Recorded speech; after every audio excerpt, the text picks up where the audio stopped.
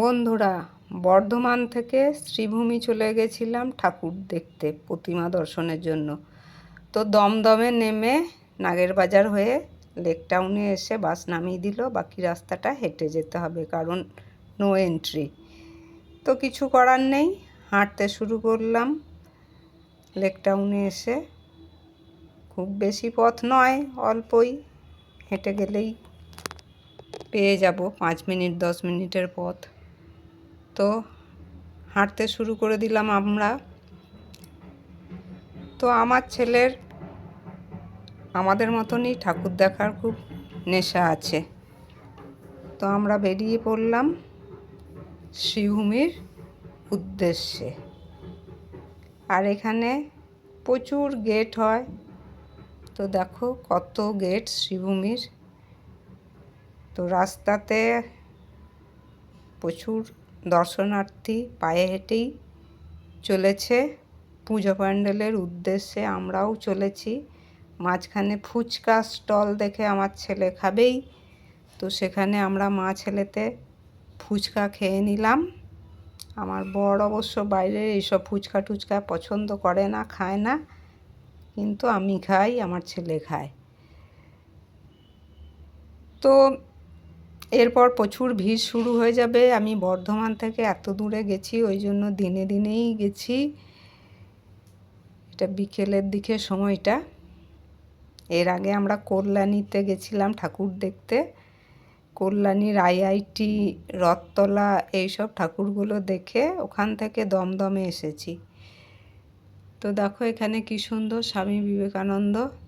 আকাশে একটা প্লেন উড়ে যাচ্ছে। তো এই বিবেকানন্দের সামনে একটু ছেলেকে দাঁড় করিয়ে ছবি তুলে নিলাম। আর এই চলে এলাম শ্রীভূমি। তো এই যে পুজো প্যান্ডেল আর জনারণ্য, কত ভিড়। তো অপূর্ব সুন্দর এই পূজা প্যান্ডেল। দূর দূরান্ত থেকে মানুষ চলে এসেছে দেখার জন্য। আর একটা নিম্নচাপ হবে, বৃষ্টিপাত হবে, এইসবের ভয়েও অনেকে কিন্তু আগে ভাগেই চলে এসেছে। এটা তৃতীয়ার ছবি।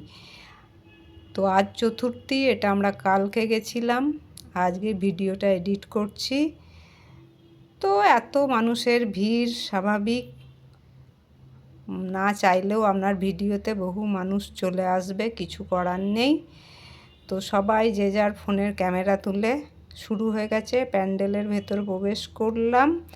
প্রচুর ভিড়, কিন্তু একটা শৃঙ্খলা রয়েছে এখানে। কৃত্রিম ভিড় দেখানো হয় না। মানুষ কি সুন্দর দলবদ্ধভাবে ভেতরে ঢুকে প্রতিমা দর্শন করছে। তাই এই হলো প্রতিমা। কত মাথা পেরিয়ে প্রতিমা, তাই হয়তো ভালো করে আমি ছবি নিতে পারিনি। বন্ধুরা, কেমন লাগছে জানাবেন। আর প্রতিমাকে শুনলাম পুরো হীরের গহনা পরানো হয়েছে। তো অপূর্ব সুন্দর পূজা প্যান্ডেল, দেখলে চোখ জুড়িয়ে যায়, মন ভরে যায়। তো সেই পূজা প্যান্ডেলের ভেতরের এবং বাইরের কিছু দৃশ্য আপনাদের সামনে তুলে ধরলাম। যদিও বেশিক্ষণ ভেতরে থাকতে দিচ্ছে না, বার করে দিচ্ছে। তো যেটুকু হয় চোখ ভরে দেখে নিলাম এবং ভিডিও করে নিলাম। সেই ভিডিও আপনাদের সামনে নিয়ে এলাম। তো আমরা পুজো প্যান্ডেলের বাইরে চলে এলাম। তো এত বড় পুজো প্যান্ডেল, সবার ছবি আছে আর আমার থাকবে না, সেটা কি হয়? তো বাইরে এসে আমি একটু এই পূজা প্যান্ডেলের সঙ্গে নিজের স্মৃতি জড়িয়ে রাখার জন্য একটু সেলফি নিয়ে নিলাম। তো এই পেছনে পূজা প্যান্ডেল আর সামনে আমি। তো বন্ধুরা, আমার এই ভিডিওটি আপনাদের কেমন লাগলো, শ্রীভূমির প্যান্ডেল আর প্রতিমাও আপনাদের কেমন লাগলো অবশ্যই জানবেন। আর পুরো ভিডিওটা দেখার জন্য ধন্যবাদ। আশা করি আগামী দিনেও থাকবে।